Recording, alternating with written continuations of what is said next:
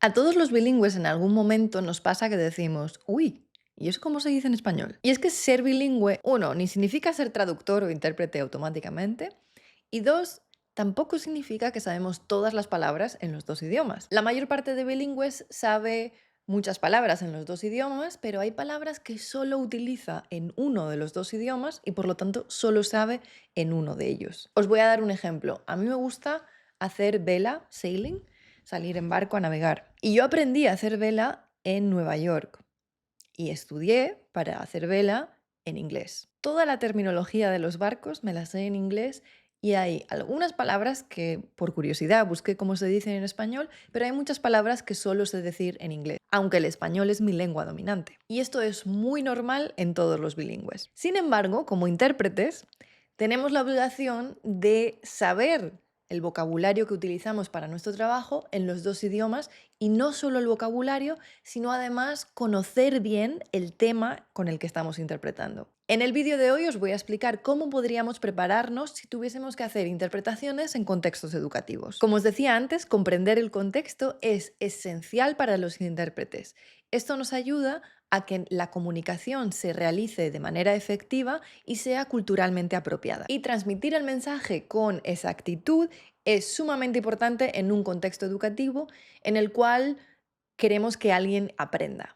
Una de las primeras cosas que tendríamos que entender si tenemos que interpretar en contextos educativos es entender cómo funciona el sistema educativo en el país en el que estamos trabajando y en otros países de personas con las que vamos a interactuar. Os voy a dar una comparación del sistema educativo en Estados Unidos y en España, que es donde yo estudié. La educación en España se divide en varias etapas. La primera la llamamos preescolar y va desde primero de preescolar hasta tercero de preescolar y los niños tienen 3, 4 y 5 años. Después comenzamos la educación primaria, va desde primero hasta sexto. 6 años de educación primaria entre los 6 y los 12 años. La siguiente etapa se llama ESO, educación secundaria obligatoria, y dura 4 años. Entonces, un adolescente podría decirme estoy en tercero de la ESO y sabríamos que esa persona tiene más o menos 15 años. Y la última etapa se llama bachiller y dura 2 años. Entonces tenemos primero de bachiller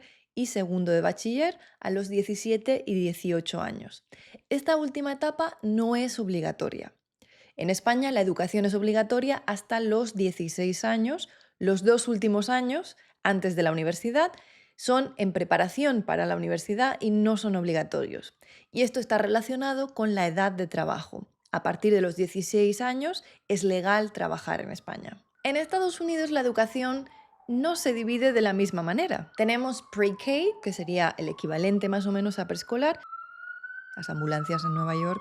En Estados Unidos no es exactamente igual. Tenemos el pre-K, que dura unos 2 años y no es obligatorio. Después tendríamos Elementary Education, que dura unos 5 años. Después tenemos Middle School, que también depende un poco de la escuela. Algunas no lo dividen exactamente en los mismos años. Podría ser más o menos entre los grados sexto y octavo. Y por último tenemos High School, que va desde el grado 9 hasta el duodécimo. Y veis que el sistema educativo no tiene una equivalencia cuando empezamos high school, qué años son obligatorios, qué años no son obligatorios, son diferentes en cada país. Entonces, como intérpretes tenemos que conocer que hay una diversidad de sistemas educativos y eso nos podría ayudar a explicarles a unos papás que el high school dura 4 años en la ciudad de Nueva York, por ejemplo. Como intérprete sería interesante investigar cómo funciona el sistema educativo de los países para los que solemos interpretar.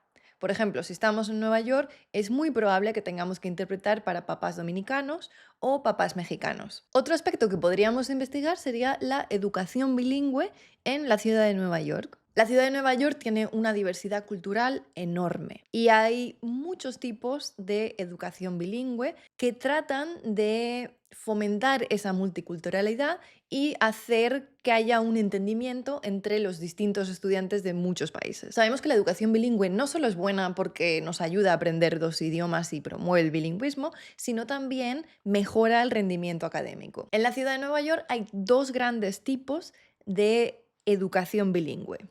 Y hago así las comillas en el aire porque os voy a explicar que para mí uno de ellos en realidad no es educación bilingüe. En inglés hablan de Transitional Bilingual Education, educación bilingüe transitiva, podríamos decir en español, y Dual Immersion Education. Para mí el primer grupo no es educación bilingüe. En este tipo de educación lo que sucede es que al principio las clases se ofrecen en la lengua materna del estudiante, que es diferente al inglés.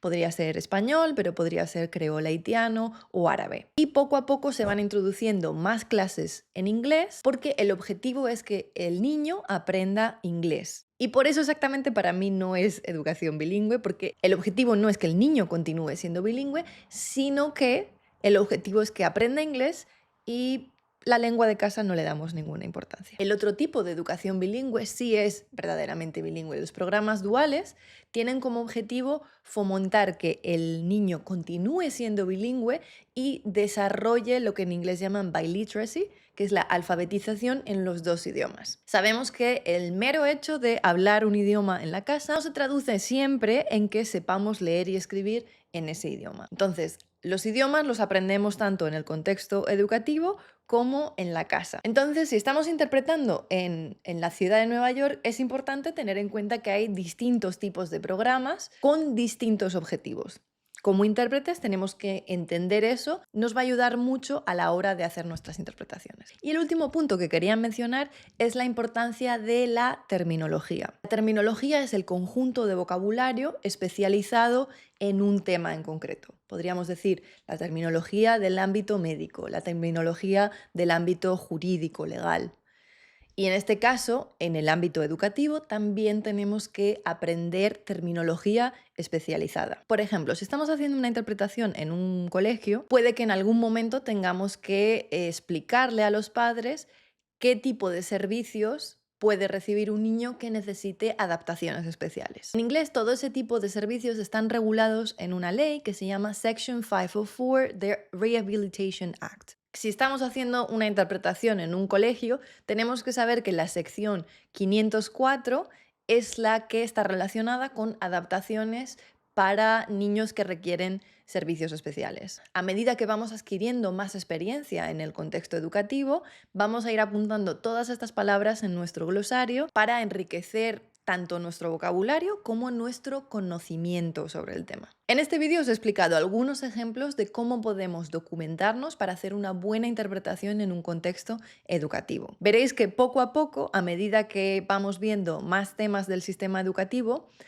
nos vamos a convertir en expertos de ese sistema educativo. Y ahora piensa, ¿sabrías describir el sistema educativo de otro país hispanohablante? ¿Qué vocabulario es diferente? ¿Qué etapas educativas son diferentes? Saber explicarlo te ayudará mucho como intérprete. Y si te preguntas cómo hacer la interpretación bilateral en un contexto educativo, puedes ver este otro vídeo.